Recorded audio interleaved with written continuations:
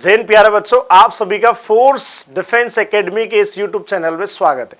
तो बच्चों, आज स्पेशल सीडीएस के लिए हमने 5 का पंच एनडीए के लिए बनाया। अब स्पेशल हम बात करेंगे सीडीएस के प्रीवियस क्वेश्चन की। एग्जाम आपकी आ रही है, सब बच्चे एग्जाम में बहुत अच्छे से लग रहे हैं।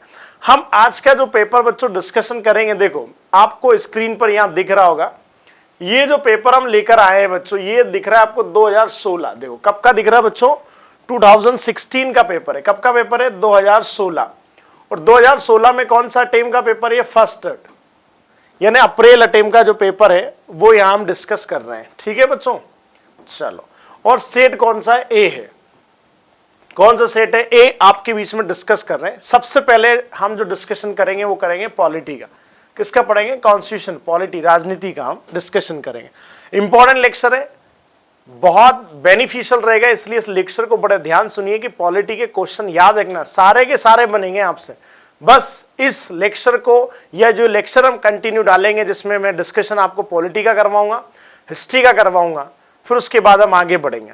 ठीक है बच्चों, तो आज शुरू करते हैं हम ये लेक्चर। सबसे पहले पॉलिटी का देखो, 52 नंबर क्वेश्चन पूछा गया है। क्या पूछा गया है, विच of the following is constitutional body, बताइए इनमें से निम्नलिखित कौन सी संवैधानिक संस्था है। आपसे कौन सी पूछी है, कॉन्स्टिट्यूशनल बॉडी पूछा।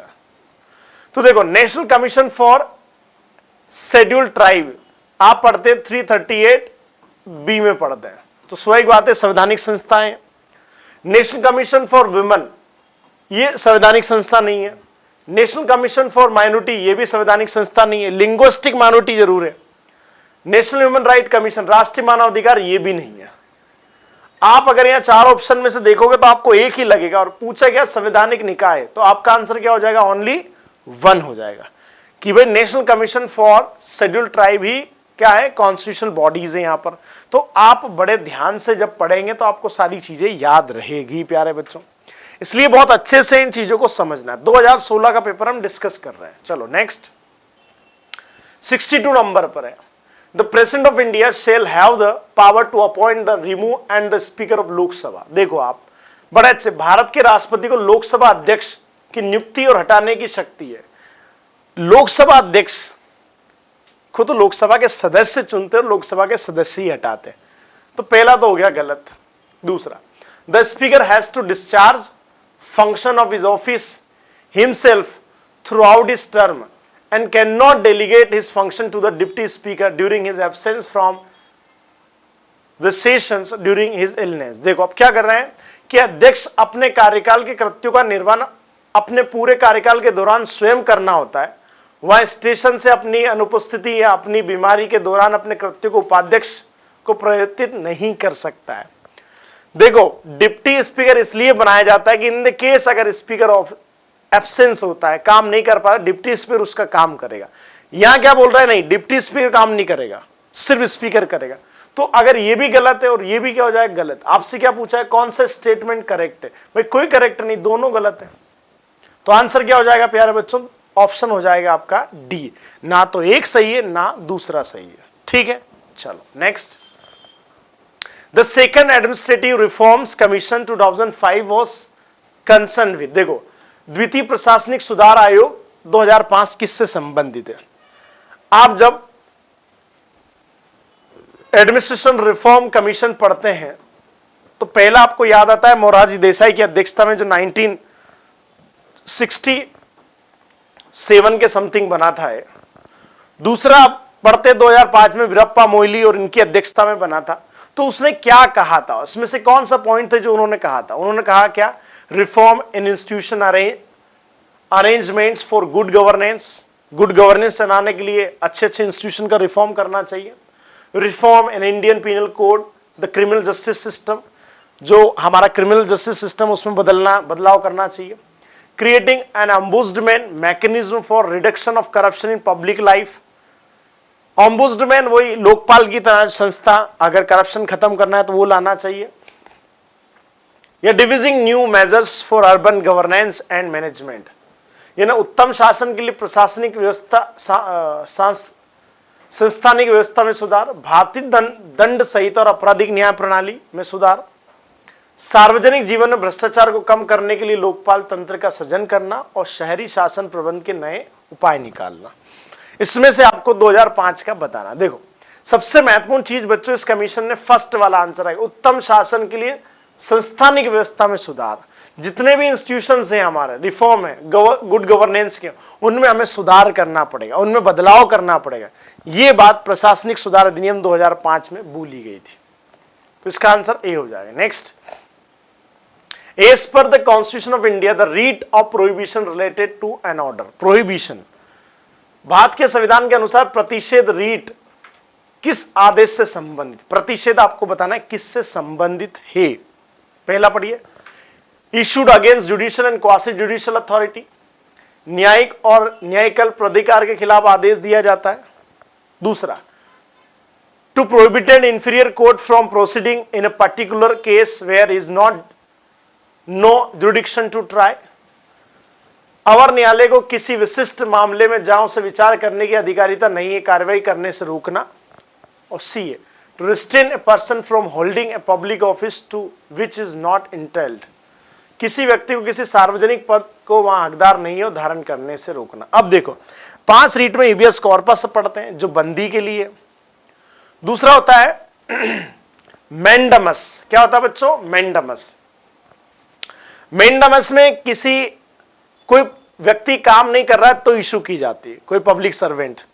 तीसरा आता है प्रोहिबिशन। प्रोहिबिशन वास्तव में कोर्ट टू कोर्ट चलता है। क्या चलता है? कोर्ट टू कोर्ट चलेगा, ठीक है। तो issue against judicial quasi judicial authority, तो पहला भी सही है। Inferior court from proceeding particular case where is no jurisdiction to try, बिल्कुल जहां आपका जुडिक्शन नहीं लगता उसमें अगर आप कुछ ऐसा कर रहे हैं तो वो उसके लिए होगा। लेकिन किसी व्यक्ति को सार्वजनिक पद का हकदार नहीं है, ये चीजें यानी नो लीगल रिस्पॉन्सिबिलिटी। आप जो देखते हैं, जो गिल्टी फील के बारे में आपको लीगली जो चेक किया जा रहा है वो क्यों वारंटो में चेक होता है। किसमें चेक होता है? अधिकार प्रच्छा क्यों वारंटो, ठीक है। तो यहां पर ये नहीं आएगा बच्चों, तो इसलिए इसका आंसर क्या हो जाएगा? 1 और 2 इसका करेक्ट आंसर हो जाएगा। क्या हो जाएगा बच्चों? 1 और 2 इसका करेक्ट आंसर हो जाएगा, ठीक है ना। इसलिए आप थोड़ा सा याद रखिए इसमें। चलो next, Who among the following Prime Minister of India were defeated by vote of no confidence? ऐसे कौन से भारत में प्रधानमंत्री रहे जो अविश्वास प्रस्ताव में पराजित हुए, जो पास नहीं करवा पाए? नो कॉन्फिडेंस भारत के इतिहास में 27 बार प्रेजेंट हो चुका है। सबसे ज्यादा अगेंस्ट में आता है किसकी? इंदिरा गांधी के खिलाफ 15 बार लाया जा चुका है। सबसे पहले भारत में नेहरू गवर्नमेंट के खिलाफ लाया गया था, जेबी कृपलानी साहब लेकर आए थे। तो देखते हैं कौन वोट ऑफ नो कॉन्फिडेंस में जिसकी सरकार चली गई या हार जाते हैं। देखते हैं मोरारजी देसाई। मोरारजी देसाई अविश्वास प्रस्ताव लाने से पहले इस्तीफा दे देते हैं, तो ये तो पहले इस्तीफा दे दिया तो ये तो नहीं होगा। विश्वनाथ प्रताप सिंह, बिल्कुल इनकी सरकार इसमें गिरी थी। एस डी देवेगौड़ा की सरकार गिरी तो अटल बिहारी वाजपेयी की सरकार 1 वोट से गिर गई थी, आपको पता है। तो 2, 3, 4 यानी आंसर सी। ये 3 ऐसे प्रधानमंत्री रहे जिनकी सरकार वोट ऑफ नो कॉन्फिडेंस में गिर जाती है बच्चों। किस में गिर जाती है? Vote of no confidence. तो ये बेसिक चीज याद रखना है। पॉलिटी के सारे क्वेश्चन बनेंगे, लेकिन जैसे पढ़ाया वैसे ध्यान रखना है। विच of the following statement regarding Rajya Sabha is correct? आपसे राज्यसभा के बारे में पूछा कि कौन सा सही है, बताइए। The maximum permissible strength of Rajya Sabha 250, Rajya Sabha की अधिकतम अनुग्रह संख्या 250 से बिल्कुल सही है। In Rajya Sabha 238 member are elected indirectly from the state and UT, बिल्कुल 238 लोग जो होते हैं, नहीं अब यहां क्या, राज्यसभा में 238 सदस्य राज्य और संघ क्षेत्र से अप्रत्यक्ष रूप से निर्वाचित होते, बिल्कुल सही है।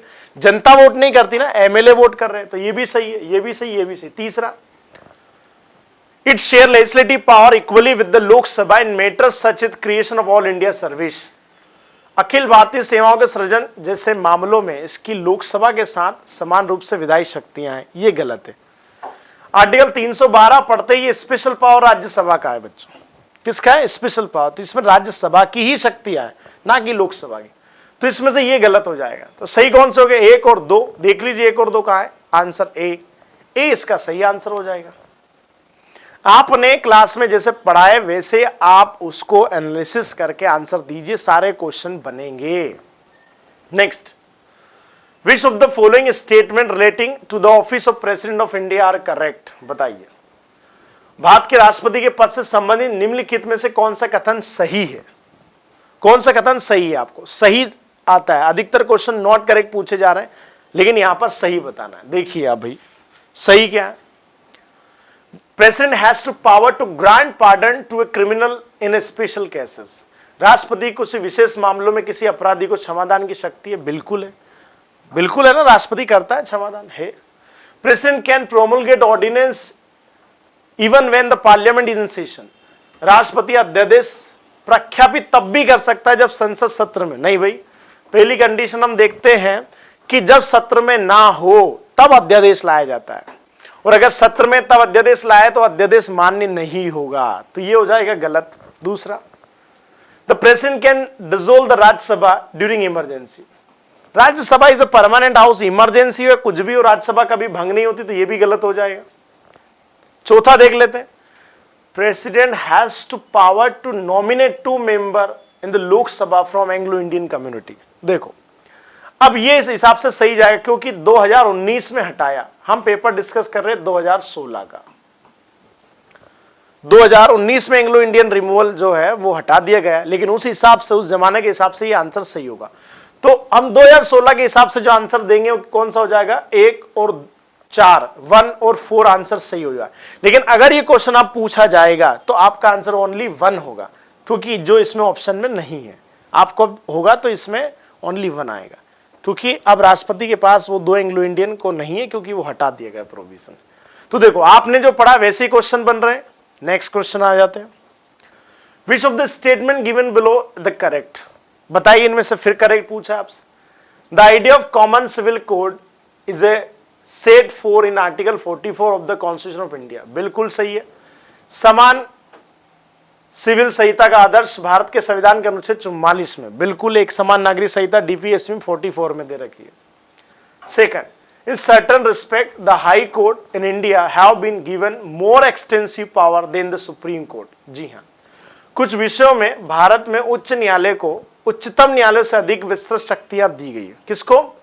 हाई कोर्ट को ज्यादा पावर है सुप्रीम कोर्ट से। ठीक है ना? अगर ये बात पर ध्यान से अगर आप देखेंगे तो बिल्कुल बात सही आएगी।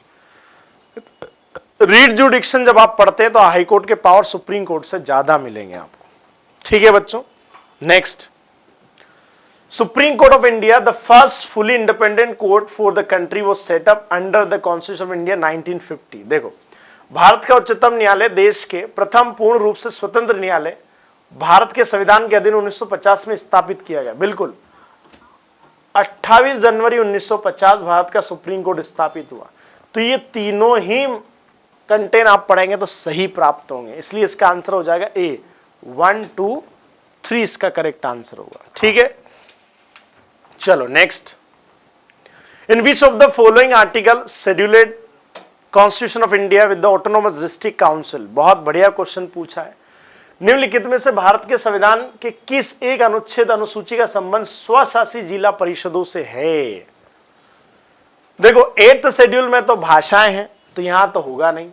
आर्टिकल 370 जम्मू कश्मीर था, तो इसमें भी नहीं होगा। 6th शेड्यूल बिल्कुल सही पाया। 6th शेड्यूल में स्वशासी असम, मेघालय, त्रिपुरा, मिजोरम, याद आ रहा है आपको? असम, मेघालय, त्रिपुरा, मिजोरम के याद रखना ऑटोनोमस डिस्ट्रिक्ट काउंसिल के बारे में दे रखा है। किसके बारे में दे रखा है? Autonomous district council. इसलिए इसका आंसर क्या हो जाएगा? सी हो जाएगा। आपको डी तक जाने की जरूरत नहीं पड़ेगी प्यारे बच्चों। ठीक है, तो आप क्वेश्चन को थोड़ा एनालिसिस करिए, आपके क्वेश्चन बहुत आसानी से बन जाएंगे। नेक्स्ट क्वेश्चन पूछा, देखो आधार कार्ड से क्वेश्चन पूछ लिया आपका। किससे पूछ लिया? आपके आधार कार्ड से क्वेश्चन पूछ लिया। विच of the following statement with regard UID Aadhaar card is correct? अब आधार कार्ड के बारे में बताना है क्या सही है। It is a 12 digit unique form identification all resident of India. 12 number, बिल्कुल, जैसे मेरा 9947 1371 5672, ये 12 नंबर के आते हैं। ठीक है, it is a identity number along with the biometric information of the individuals. बिल्कुल, आपकी सारी बायोमेट्रिक इंफॉर्मेशन मिल जाती है यहां से। ये व्यक्तिगत जीवमिति सूचना के साथ पहचान संख्या और 12 अंकों का होता है। तीसरा, is a national identity and citizens card, क्या इससे आपकी नागरिकता तय होती है क्या? नहीं भाई, नागरिकता तय नहीं होती इससे। यह एक राष्ट्रीय पहचान और नागरिकता कार्ड नहीं, ऐसा कोई सिटीजनशिप कार्ड नहीं है। तो इसका आंसर हो जाएगा 1 और 2 हो जाएगा। ठीक है, 1 और 2, ऑप्शन बी इसका सही आंसर होगा। Next, following statement about CAG से पूछा, बताना सीएजी के बारे में बताना है correct.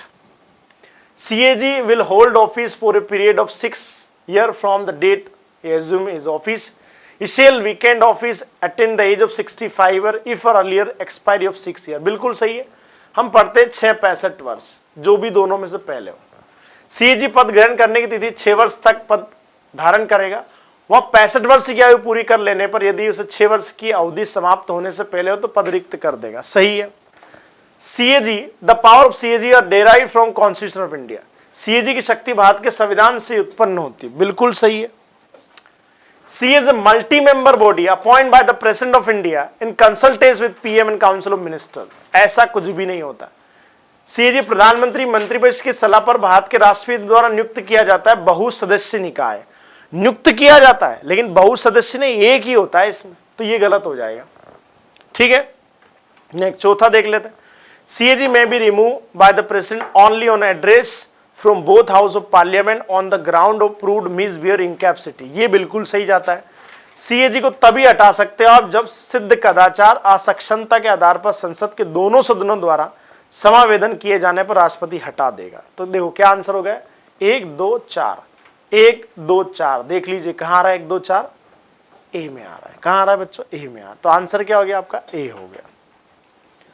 Next question, in which of the following judgment of the Constitution Bench of Supreme Court of India, rarest of rare principle, the vote of death penalty was first laid down?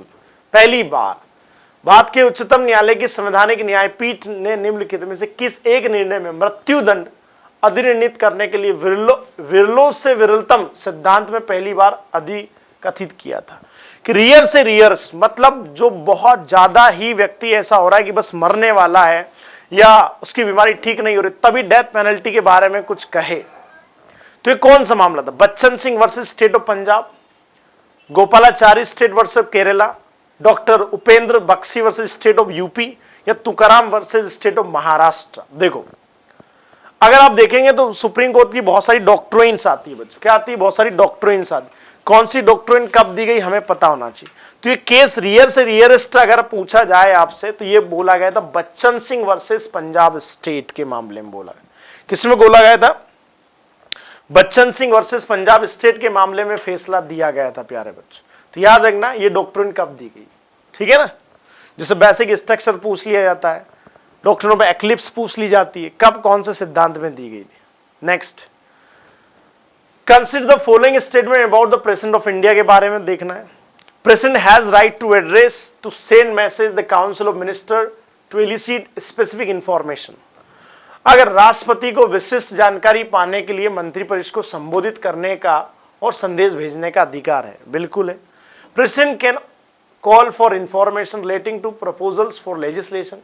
राष्ट्रपति विधान विषय प्रस्तावनाओं संबंधित जानकारी मांग सकता है।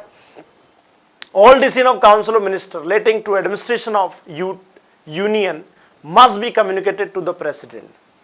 संघ के प्रशासन संबंधी मंत्रिपरिषद के सभी निश्चय राष्ट्रपति को संसूचित किए जाएंगे। अगर आप देखोगे तो ये तीनों ही बात सही है, 1 2 और 3 जाएगा आंसर। बिल्कुल प्रेसिडेंट को हर चीजें आपको बताना पड़ेगी, संबोधित करेगा तो ये सारी चीजें होगी वहां पे।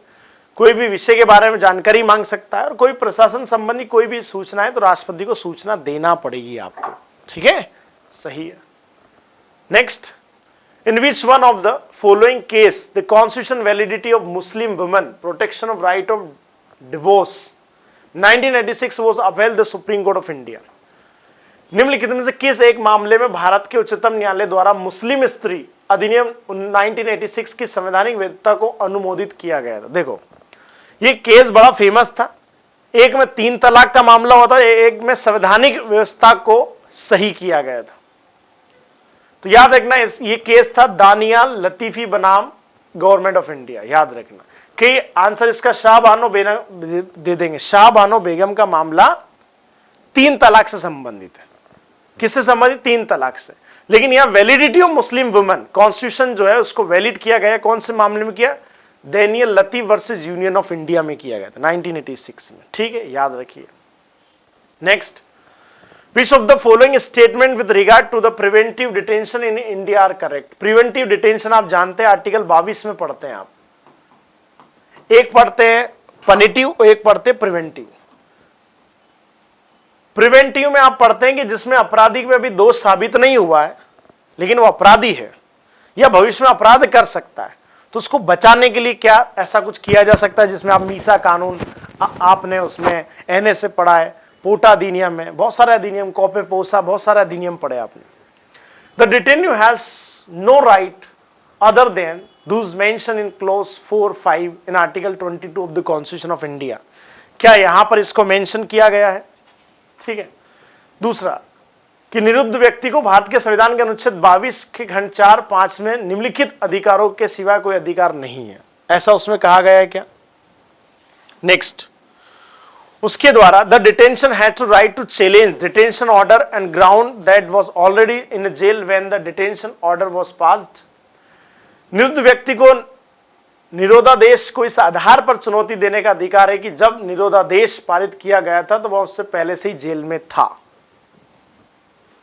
जी बिल्कुल, आप एप्लीकेबल कर, ऐसे क्वेश्चन कई बार बनने में कंफ्यूजन हो जाते हैं। लॉ की लैंग्वेज कई बार समझ में नहीं आती, ध्यान से पढ़ेंगे समझ में आ जाएगा। आर्टिकल 22 के 4 और 5 क्लोज में बिल्कुल ये दे रखा है।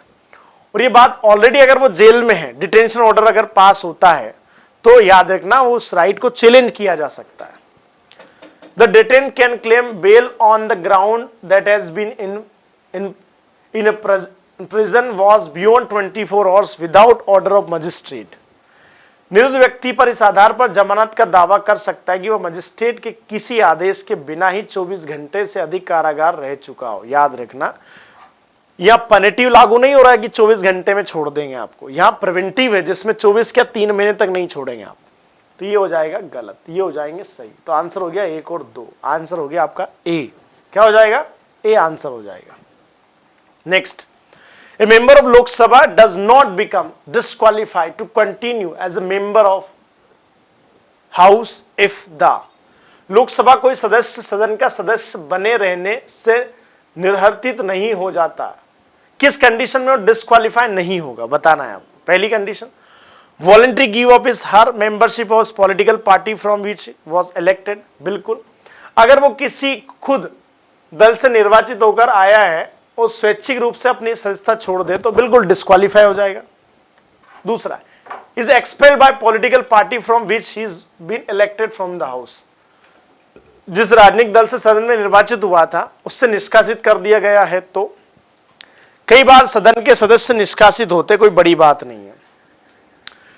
Join political party after being elected independent candidates, एक स्वतंत्र उम्मीदवार के रूप में निर्वाचित होने के पश्चात तो किसी राजनीतिक दल में चला गया तो बिल्कुल आप डिस्क्वालीफाई हो जाएंगे। अपने राजनीतिक दल द्वारा दिए गए निर्देश विपरीत मतदान करेंगे तब भी होगा। तो इसका आंसर हो जाएगा बच्चों बी हो जाएगा। क्या हो जाएगा? बी हो जाएगा। नेक्स्ट, निम्नलिखित भाषाओं में से कौन एक संविधान की 8वीं भाषा में नहीं है? तो वो अंग्रेजी है। कौन सी है बच्चों? अंग्रेजी है। नेक्स्ट, अगर देखेंगे भारत के प्रवासी नागरिक की श्रेणी में नागरिकता अधिनियम संशोधन किस वर्ष प्रवेश किया गया? तो इसका आंसर होगा 2003। ठीक है बच्चों, जय हिंद प्यारे बच्चों। ये क्वेश्चन देखते रहिए, बहुत इजी है। वंदे मातरम।